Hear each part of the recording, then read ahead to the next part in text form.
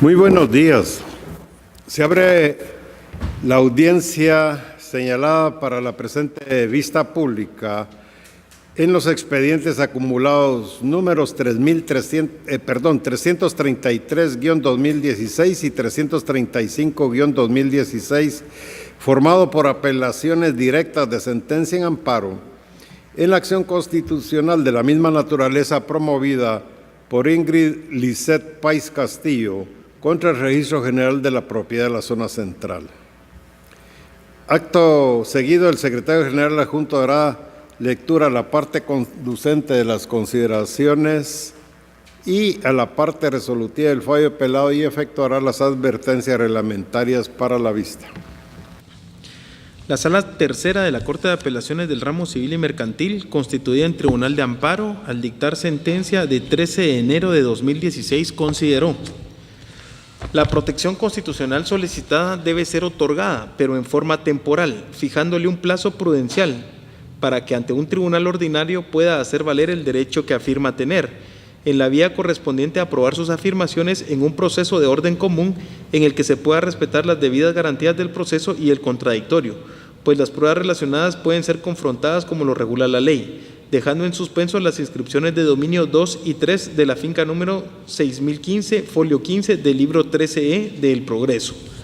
En cuanto a la legitimidad de la postulante, esta sala considera que, de conformidad con el artículo 503 del Código Procesal Civil y Mercantil y el acta de discernimiento del cargo de administradora de la mortual extendida en esta ciudad el 14 de abril de 2015 por el juez de primera instancia civil y económico coactivo de Misco, Departamento de Guatemala, la presentada puede accionar con el objeto de asegurar, conservar y mejorar el patrimonio del causante, y las oposiciones e inconformidades del proceso sucesorio son ajenos al presente amparo. Asimismo, será en el juicio ordinario en donde se podrán ventilar y hacer valer las defensas que las partes consideren pertinentes.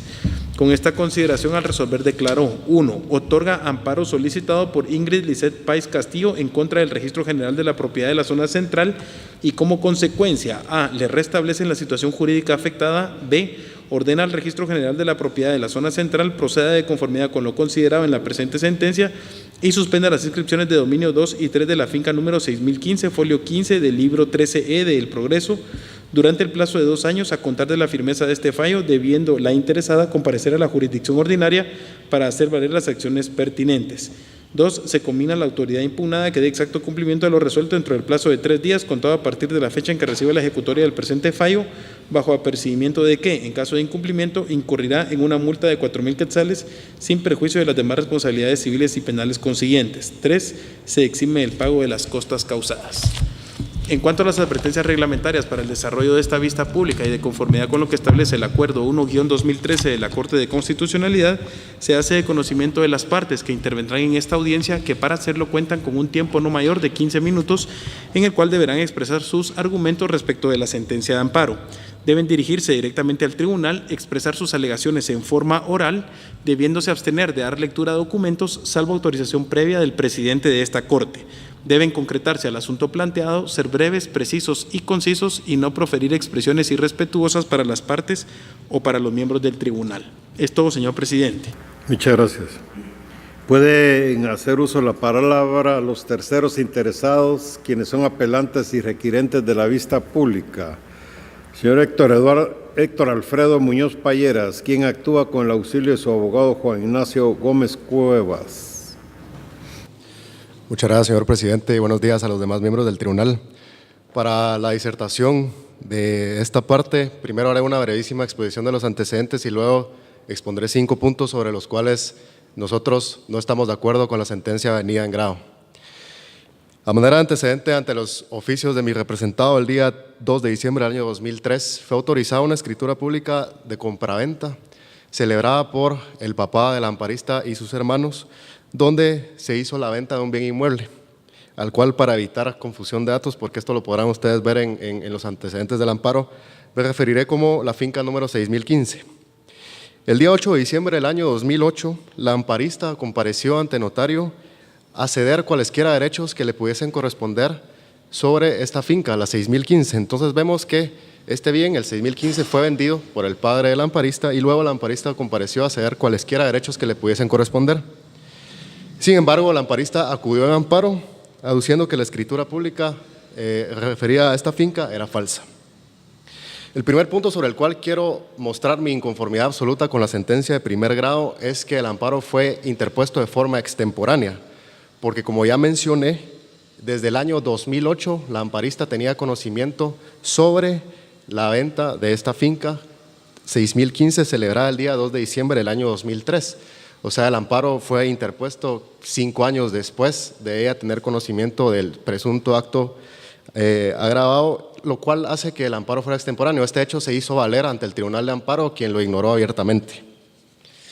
El segundo punto relevante para esto es la ausencia de legitimación activa del amparista, punto que también se hizo valer en reiteradas ocasiones ante el Tribunal de Amparo, quien ignoró abiertamente el artículo 491 del Código Procesal Civil y Mercantil, el cual establece que la administración de la herencia será decidida por mayoría en la Junta de Herederos. Acá nunca ha habido Junta de Herederos para que en ella se nombrase a un administrador de la mortual, y tampoco es cierto que la amparista se llame a sí misma heredera ab intestato o administradora de la mortual. El primer punto, porque dicho bien, jamás formó parte de la masa hereditaria yacente del padre del amparista, puesto que, como ya mencioné hace un momento, el mismo fue vendido en el año 2003. Y tampoco es cierto que ella se denomine administradora de la mortual, porque el acta mencionada por el señor secretario como antecedente y como considerando de la sentencia de primera instancia fue levantada ante un notario público guatemalteco, la cual fue supuestamente homologada ante un juez de Misco, cuando el propio Código Procesal Civil y Mercantil establece que el juzgado competente para asuntos de herencia es donde se encuentren los bienes correspondientes a la masa hereditaria. Por lo tanto, estos puntos son puntos de derecho que el Tribunal de Amparo jamás valoró. Como tercer punto de inconformidad es la ausencia de idoneidad del medio de prueba presentado dentro del amparo. La sentencia de primer grado causa agravios a mi representado porque no existe certeza alguna sobre el peritaje grafotécnico que ahí se presentó.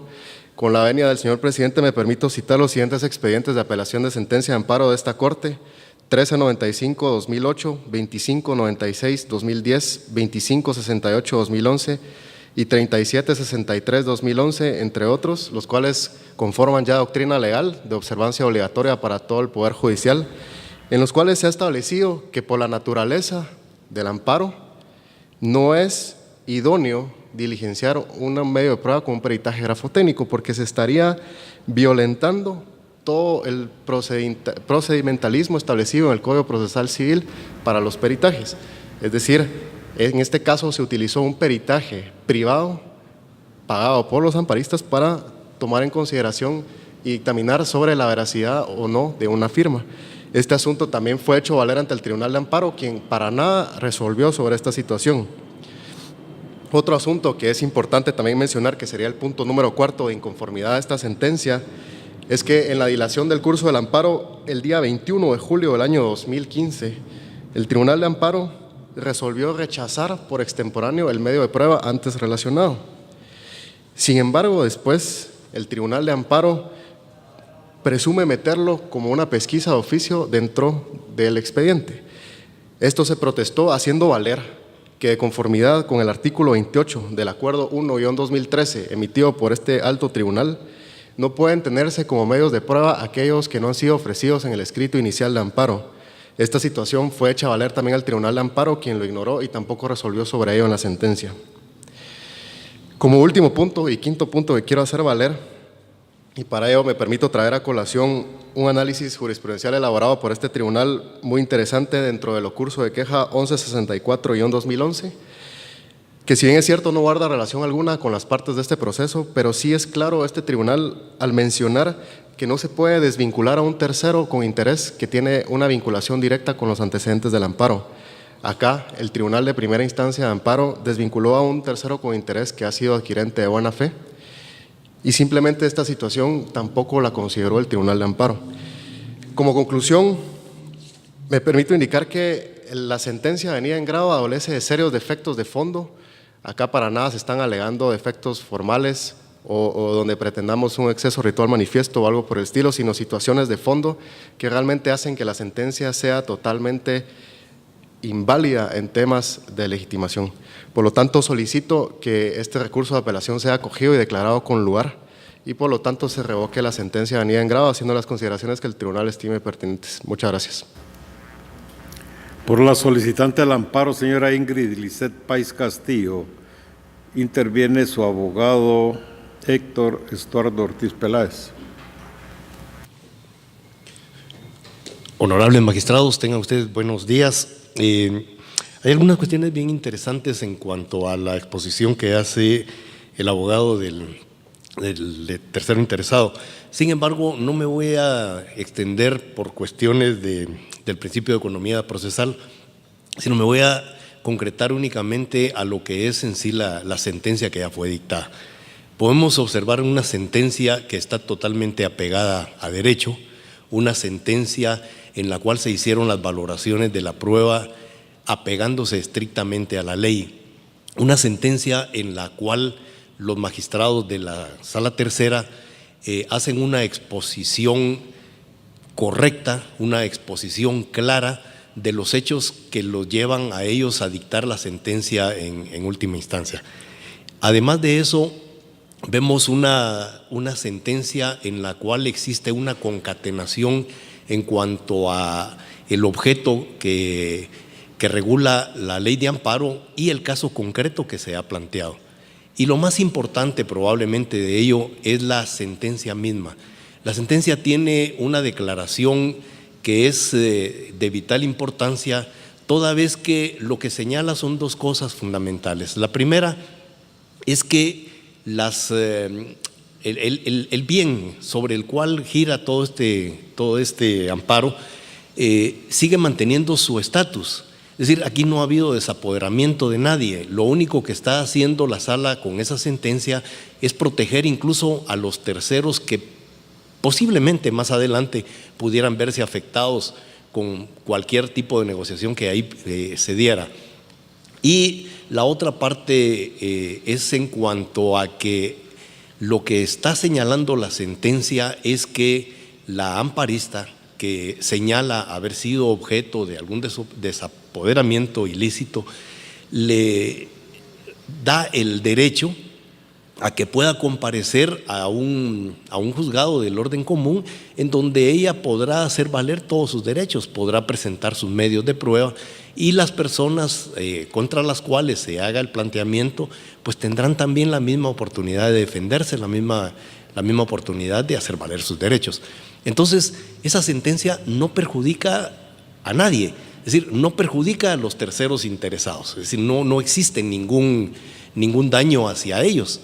Y por otro lado, no está limitando los derechos de ninguna otra persona. En tal motivo, solicitamos que al resolver esta honorable Corte declare sin lugar el recurso de apelación planteado y como consecuencia de ello confirme la sentencia dictada el 13 de enero de este año por la Sala Tercera del ramo civil y mercantil. Y además de eso, pues que se dicten las demás resoluciones que se consideren pertinentes. Muchas gracias. Por último, se le concede el uso de la palabra al Ministerio Público, que actúa a través de la Fiscalía de Asuntos Constitucionales, Amparos y Exhibición Personal a través de su agente fiscal, abogada Sonia Maribel Salguero Herrera de Villeda. Buen día, honorables magistrados, señor secretario y demás partes. El Ministerio Público comparte el criterio sustentado en la sentencia de fecha 13 de enero del 2016, emitida por la Sala Tercera de la Corte de Apelaciones del Ramo Civil y Mercantil, constituida en Tribunal de Amparo, mediante la cual otorga el amparo solicitado por la postulante en contra del Registro General de la Propiedad de la Zona Central. Estima la Fiscalía que debe respaldarse el criterio del Tribunal de Primer Grado a efecto de que la postulante tenga la oportunidad de defenderse y probar sus afirmaciones dentro de los mecanismos legales ordinarios establecidos en la ley de la materia. en virtud que existen indicios racionales suficientes para creer que se ha cometido una posible falsificación en los documentos aportados. Tales extremos deben de ser investigados, conocidos y valorados por las autoridades judiciales competentes dentro de un plazo prudencial. El presente amparo llena los requisitos que ha señalado esta Honorable Corte de Constitucionalidad en la sentencia de fecha 14 de diciembre del 2005, expediente 569 del 2005, que por respeto al tiempo del Honorable Tribunal no voy a solicitar la venia para ser leída en este momento, pero sí solicito que sea tomada en cuenta al momento de dictar la sentencia respectiva. Por lo manifestado, solicito a este alto tribunal que declare sin lugar el recurso de apelación y, en consecuencia, confirme la sentencia apelada y otorgue el amparo provisional en forma parcial o temporal al momento de dictar la sentencia respectiva, únicamente. Se da por finalizada la presente vista pública.